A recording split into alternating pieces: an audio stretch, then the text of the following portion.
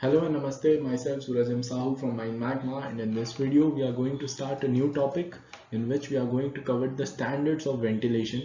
Ventilation के कुछ standards, कुछ rules and regulations set हो रखे हैं, उसके बारे में हम लोग study करेंगे. So before we start this video, make sure to like and subscribe our YouTube channel to get more information about mining. So let us start. So इस टॉपिक में हम लोग क्या क्या चीज़ों को कवर करने वाले हैं. तो first thing is that what we are going to cover is according to CMR 2017 क्या क्या standards set करके रखे गए हैं. फिर उसके बाद according to MMR 1961 उसके हिसाब से क्या क्या standards set करके रखे हैं. और उसके बाद हम कुछ recommended air velocities और कुछ maximum air velocities इनके बारे में हम लोग समझेंगे. सो इस टॉपिक को हम लोग अलग अलग पार्ट में बनाने वाले हैं. In first part we are going to cover about the CMR 2017 के स्टैंडर्ड्स के बारे में. In next part we are going to cover about the MMR 1961 standards. Then after that we are going to cover up our remaining two topics which is recommended air velocity और recommended maximum air velocities के बारे में हम लोग cover करेंगे. So let us start. अभी हम लोग पहले अकॉर्डिंग टू CMR 2017 उसके हिसाब से हम लोग समझने की कोशिश करते हैं. तो बेसिकली इसमें दो रूल्स दे रखे.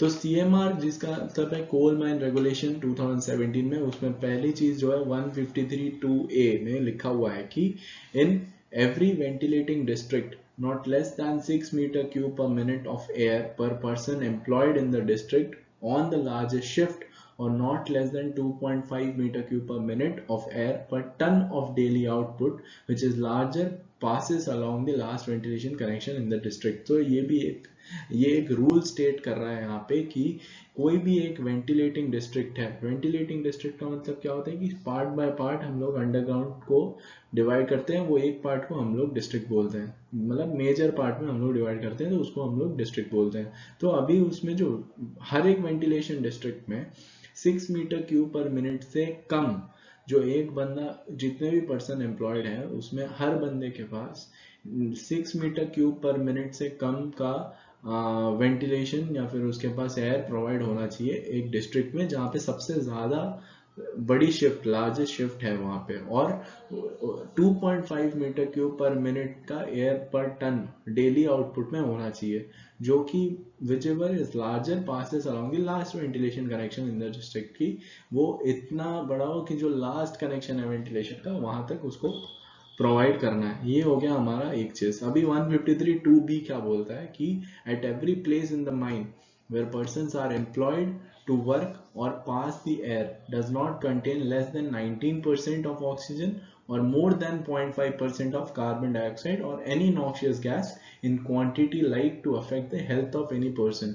So इसका मतलब यही है कि कोई भी प्लेस में जहाँ पे कोई भी आदमी काम कर रहा है एक अंडरग्राउंड माइंस में, वहां पे हम लोगों को दो चीजों का मेन ध्यान रखना पड़ता है. दैट इज हमारा जो ऑक्सीजन परसेंटेज है उस एटमॉस्फेयर पे वो 19% से नीचे नहीं होना चाहिए, और हमारा जो कार्बन डाइऑक्साइड कंटेंट है या फिर कोई भी नॉक्शियस गैसेस है उसका जो कंटेंट है वो 0.5% से ज्यादा नहीं होना चाहिए. तो इन दोनों चीजों को ध्यान रखना पड़ता है ताकि एक हेल्दी पर्सन के क्या बोलते हैं इतना इफेक्ट ना करे. ठीक है, तो ये हो गया हमारा CMR के पहले दो रूल्स, दैट इज 153(2)A और 153(2)B. सो अभी इसी को और आगे जाके देखते हैं कि और क्या क्या है. तो 153(2)C क्या बोलता है, that the percentage of inflammable gas does not exceed 0.75 in the general body of the return air of any ventilating district and 1.25 in any place in the mine. So basically इसका बोलने का क्या मतलब है कि जो इनफ्लेमेबल गैस का percentage है एक रिटर्न एयर में. देखिए हर एक माइंस में, अंडरग्राउंड माइंस में दो चीजें होती है. एक होता है इनटेक एयरवे जहाँ से हम प्योर एयर लेते हैं, और रिटर्न एयरवे जहाँ से हम लोग जो माइंस के अंदर में जैसा भी कोई गर्मी हो गया, नॉक्शियस गैसेस हो गए, जो भी अनवांटेड चीजें वो एक वेंटिलेशन के थ्रू पे वो सारी चीजें भी निकलने लगती है.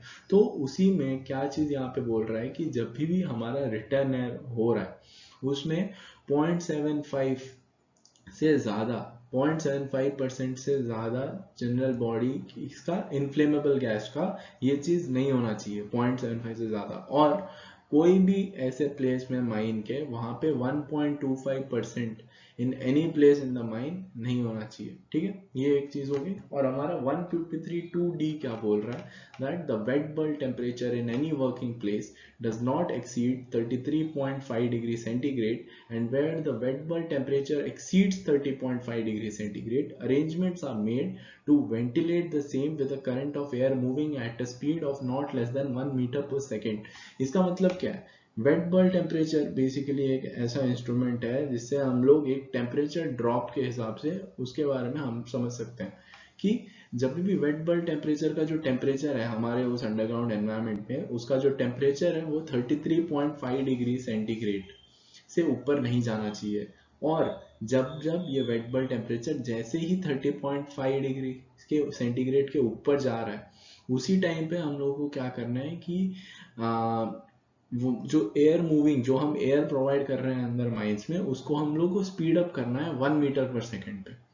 आप समझ रहे हैं, पहली चीज कि 33.5 से ज्यादा नहीं होना चाहिए वर्किंग प्लेस में, और दूसरी चीज अगर 30.5 इसी प्रोसेस में 30.5 डिग्री सेल्सियस डिग्री सेंटीग्रेड से ज्यादा हो रहा है, तो उसी टाइम पे हम लोगों को जो एयर वेलोसिटी है उसको 1 मीटर पर सेकेंड के स्पीड से बढ़ाना पड़ता है। तो ये हो गया हमारे कुछ स्टैंडर्ड्स अकॉर्डिंग टू CMR 2017, जिसमें हमने 4 स्टैंडर्ड्स देखे 153(2)A, B, C and D, जो प्रॉपरली एक प्रॉपर अंडरग्राउंड वेंटिलेशन के बारे में था कि कुछ स्टैंडर्ड सेट कर रखे थे वेंटिलेशन के बारे में, उसके बारे में देखा हमने। So I hope you understood this part. So thank you from Mind Magma, and we'll see you in the next part. If you are having any doubts, please let us know in our comment section. We'll get back to you. So like and subscribe our YouTube channel to get more information about mining. So thank you from Mind Magma.